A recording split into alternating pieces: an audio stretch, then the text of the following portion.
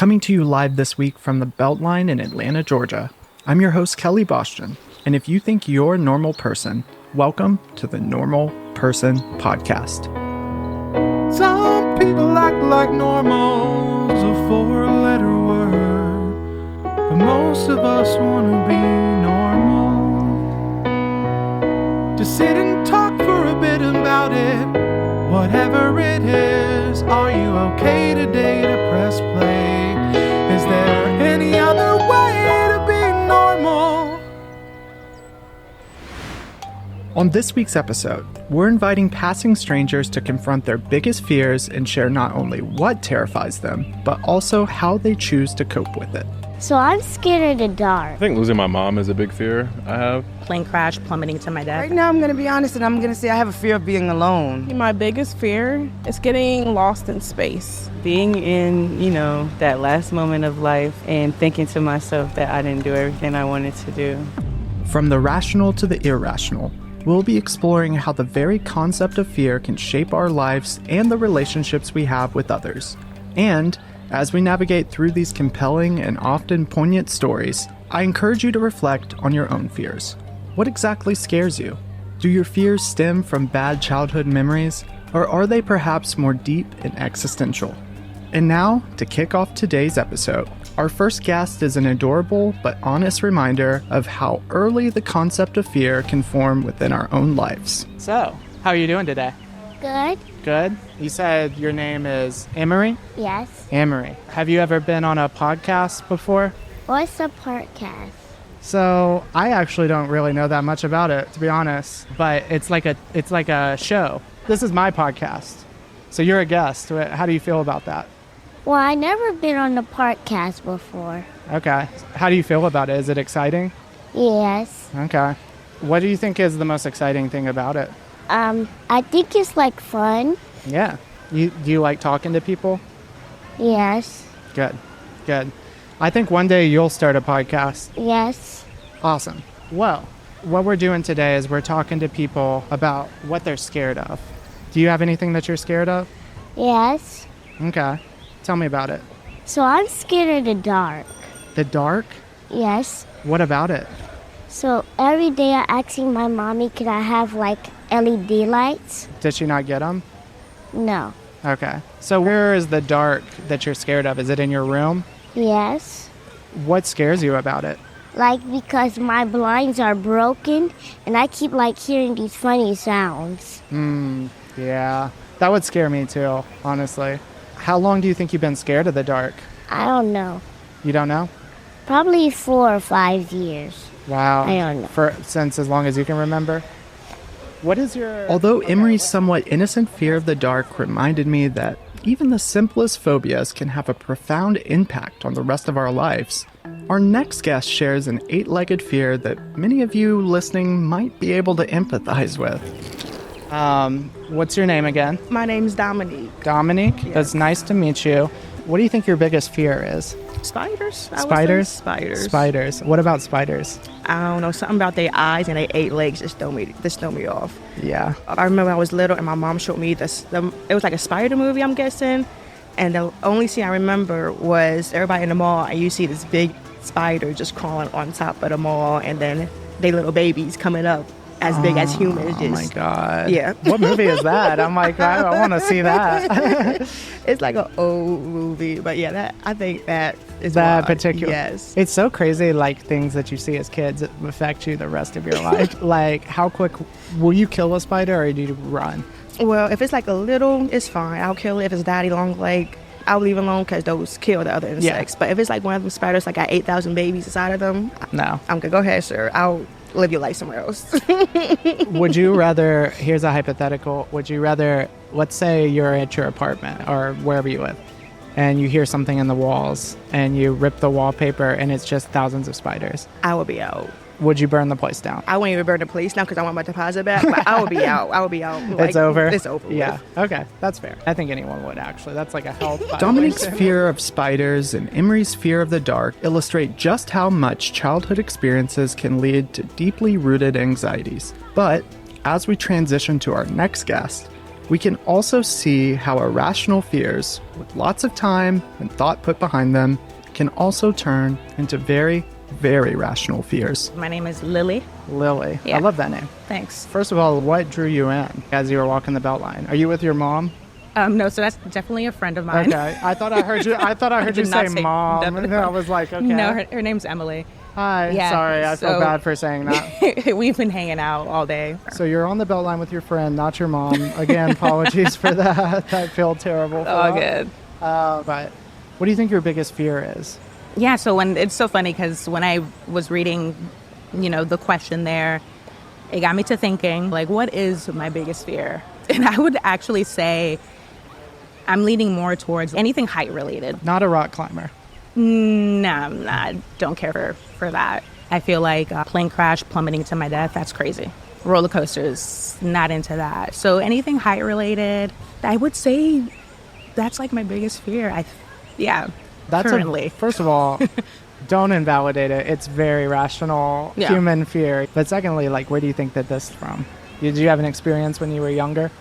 No, I haven't had an experience when I was younger. I just feel, I don't know, when I think of a fear-related question, for example, death in itself, and I guess this is getting like dark or whatever, but no, it's fine. That's what podcasts are for. Right? We're diving in. Yeah, but I don't know, like as far as like death, I mean, does death really scare me? I wouldn't say it does. I feel like if I were to die though, like I'd want it to be quick, instant.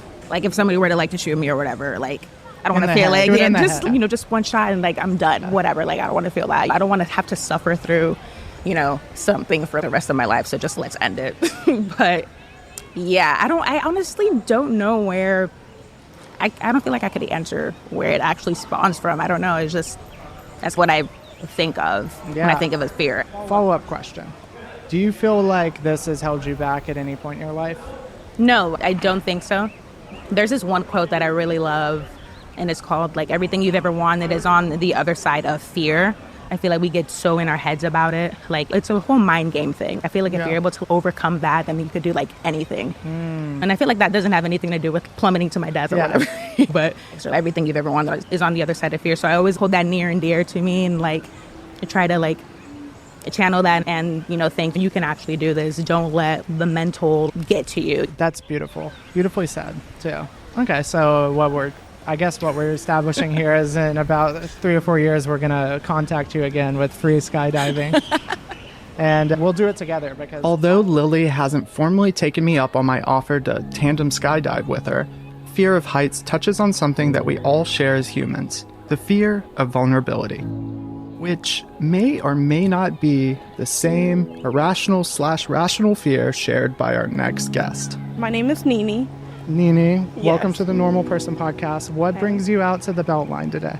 So actually, me and my siblings have decided to do some bonding time. Okay. So we're doing a 2-mile jog. Nice. And then we had grabbed something to eat. So now we're going back home to grab some ice cream. Nice. These are all your siblings right yes, there? They're all my siblings. Hi, nice to meet all of you.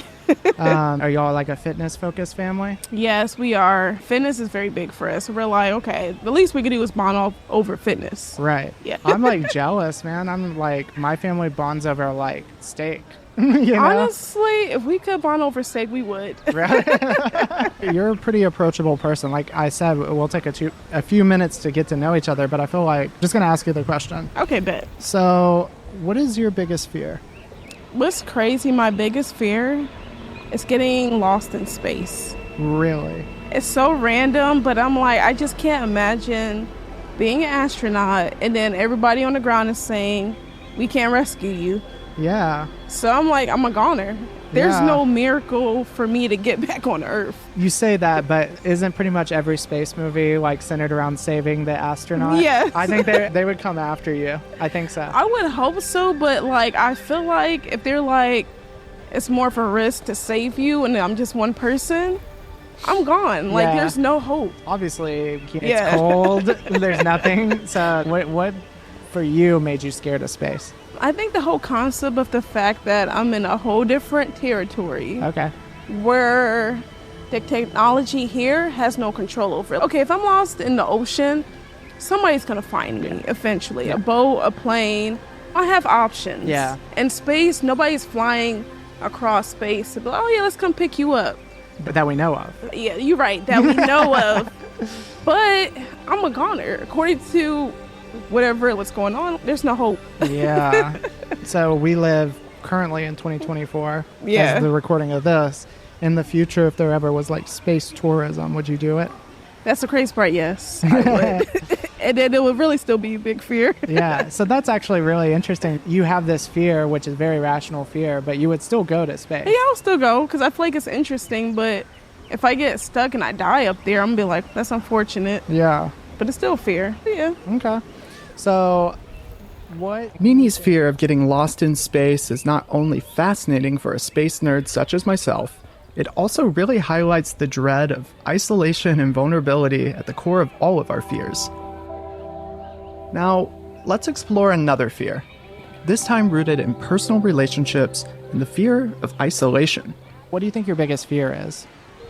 Right now, I'm going to be honest, and I'm going to say I have a fear of being alone. Whoa, okay. Yeah. How would you describe, obviously being alone, but alone in what way? Let me say this. I'm personally in a season of my life where I'm an empty nester. For almost 25 years of my life, my primary identity was of a mom and a caretaker. So now that everybody's flown the nest and they're doing their own thing, I'm like, okay, so What do I do? what do I do? Yeah. I got a husband, I can drive him crazy, but it's just not the same. Yeah. Yeah. So you think it's like you don't like to spend time alone by yourself? Is that what it is? Are you scared that you'll end up alone? Because there's two, like when people say that, there's different things. Yeah, and I honestly don't know how to answer that. Because I know I enjoy alone time. There's a level of solitude that I genuinely enjoy, like where the space where I turn off all the noise and focus solely on me. I enjoy that. But also, my nature is to nurture. Okay. So you get a lot of affirmation and validation from... Taking care of others. Okay. So that's interesting. Let's break this down even more. Of course. My mom is a therapist, so it's hard for me to... Turn it off? Yes. Okay. And constantly being told my whole life, you're coping with this, are you doing? So I'll try not to get all better help on you here, but this particular fear, do you feel like it's ever caused any issues in your life? I do feel like, especially with my kids, I feel like I held on a little bit too tight. Okay. And that's why they flew. In what way? Helicopter mode? No, legit. Don't judge me. My youngest daughter just moved out maybe a month ago, and I sat in the parking lot of her apartment. I took 4 days and just sat in the parking lot, and people watched, and it's scary. She's my baby. Yeah. And I don't have control, or I'm not her primary safety anymore. So, God forbid something was to happen, mommy's not going to be right there to save you. And you're used to fulfilling that role. Absolutely. Wow. Yeah, I was a creep. But when my first daughter moved, I was the same way. I was sad. I was constantly worried. But I just had to really just lean on my faith in God and my faith in that I did a good enough job in raising them that they have the tools that they'll need to succeed away from me. These honest reflections on motherhood and family highlight the importance that community and support play in overcoming the fear of change, especially when those fears are inevitable. Interestingly enough, our next guest shares a deep fear that, for lack of better words, seems to be in complete opposition to the motherly empty nester we just heard from. Usually I'm trying to crack through people's like tough exterior shells in the first 5 minutes, but you made my job a little easy, so. I'm a people person and I love to talk to people. Okay, good. Yeah. I can tell that you're used to like having conversations with strangers a lot. Yeah. So let's just jump into the question today. What do you think your biggest fear is? Irrational fear is definitely spiders. Okay. We start there. I'll never go to Australia. It looks crazy over there. Yeah. But more seriously, I think losing my mom is a big fear I have. My mom's like my best friend. Yeah. Was raised from a single mom. I think losing her would be really hard. Yeah. Is that, not to pry too much, is this something that are you in a situation where like something could happen to her? Not currently, no. My mom's very healthy, very mobile. I think I'm an only child. My dad has other kids, but I was raised as an only child. My parents just didn't get married, and she's all I know. We moved to Tampa when I was 4. We didn't have anybody else down there with us. Yeah. And so I think she just taught me that, like, look, it's just us. It's us against the world type thing. And she's getting older now, right? Like, I'm getting older, she's getting older. Having conversations about, okay, what are we doing with the house? Is it in my name? Just certain things, right? Just making it's sure. Tough. When do you think this fear, when did you first start noticing that this was something that you were actually... I think it's something I've always been scared, to be honest with you. I don't think it's ever been anything as of recent. Okay. But I think it came more clear. I think when I went away for college. Okay. Because now I'm out the house. Yeah. Right? I'm not with her. She's not with me. She's alone. I remember she started Ubering to keep herself busy when I left for college. Aww. And I'm like, all right, it's 11 p.m. Time to go home. Yeah. Like, why are you still out? So it's just looking out for her. But I remind myself that she's good. I think it's something I have pre-grieved already. Because that day's going to come. And how am I going to react? I don't know. But I do have close friends that are like, we don't know what's going to happen, but we're going to be there. Because they know like how close I am to her. Yeah. You think for you specifically, like having those friends and like touch points around are going to be crucial? Absolutely. Yeah. Having that support system. I feel like I have a great support system, and leading into that I think will be really helpful. Good. But I also think of like other things of, okay, what do I have to do with the house? What do I do with all her stuff? I think it's different when I've witnessed other people go through parental losses, but they have siblings, right? And so how they come together as a group. But being an only child, it's like, all right, I got to do everything. I got to figure it all out. Well, hopefully that happens like a really, really, really long time from now. Yeah. And if anything, like, and I'm sure our last guest today confronts a universal anxiety, the fear of not living life to the fullest. This reflection you're about to hear brings the theme of today's episode full circle and should remind you that whether it's a fear of losing loved ones or missing out on experiences, what truly matters at the end of the day is how we choose to engage with life in the present moment. What do you think your biggest fear is? I think my biggest fear is being in that last moment of life and thinking to myself that I didn't do everything I wanted to do. Like a FOMO, but at the end of life type of moment? Yeah, okay. I fear that literally while I'm watching my life flash before your eyes. You're eyes. Like, this is mad. Like I'm missing pieces. Yeah. Oh, I would hate to feel like that. So what do you think if you were to say like the top five's too much, top 3 things that you were like, these need to happen, they haven't happened yet, but you're like, I need to accomplish this before I'm in that moment, what would it be? Okay, I need to get through my further education and establish my career. Okay. Step 2, a family of my own. Okay. However that may look. Yeah. You want kids and stuff? Oh, yeah, definitely. I know one day I'm going to be somebody's mommy. Good. I just don't know when that'll be. And then number 3, I want to say I need to make sure that my mom is taken care of. I'm my mom's only child. I have siblings on my dad's side of the family, but I'm my mom's only child, so. Are you close with your mom? Oh, yeah. I imagine she's a good mom. She's the best. That's awesome. Yeah. I think you're going to accomplish all 3 of those things. I don't think you should fear what happens on your deathbed. But let me ask you this question. Okay. Well, first of all, how long has this been a fear of yours? Oh, since I had my very first existential crisis when I was like 8, probably. Do you remember what that crisis was?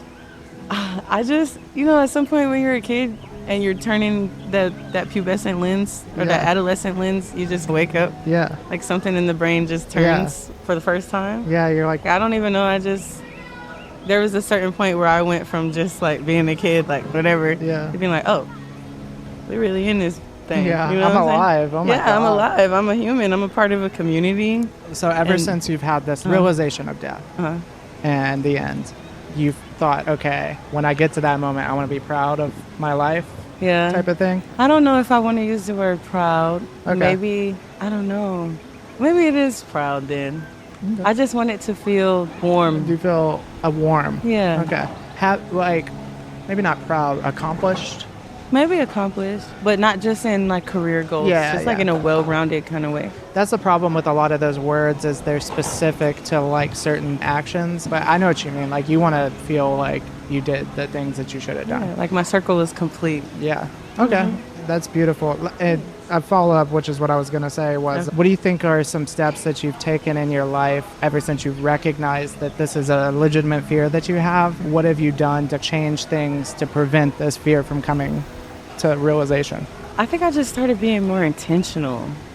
in the way that I move around the world and have my daily interactions and choose to do certain things like spend time with my loved ones or make sure I'm nourishing myself in different ways, making sure I'm doing my part when it comes to my education, just certain things college comes with, that kind of stuff.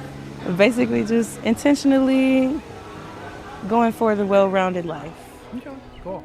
Well, that's a wrap for this week's fear-based episode of the Normal Person Podcast. In this episode, we explored the fascinating fears of normal people. Some were lighthearted, others were deeply personal, but each of them should serve as a reminder to live your life to the fullest and try your best not to let your fears control your actions. A huge thank you to all of the amazing guests who shared their stories today, and to you, our wonderful listeners, for tuning in to another episode of the Normal Person Podcast. If you enjoyed today's show, please consider subscribing and leaving us a review. Your feedback helps us connect with more people just like yourself. And if you're already following us on Instagram, be sure to let us know what your biggest fear is so we can share it on an upcoming post later in the week. If you're not following us, be sure to follow us on your social media platform of choice at Normal Person Pod. You'll get daily clips and upcoming teasers for future episodes, plus some more fun goodies. Until next time, may you face your fears with courage and find connection in the stories we all share. This is Kelley Boston signing off. Stay fearless, and we'll see you next week.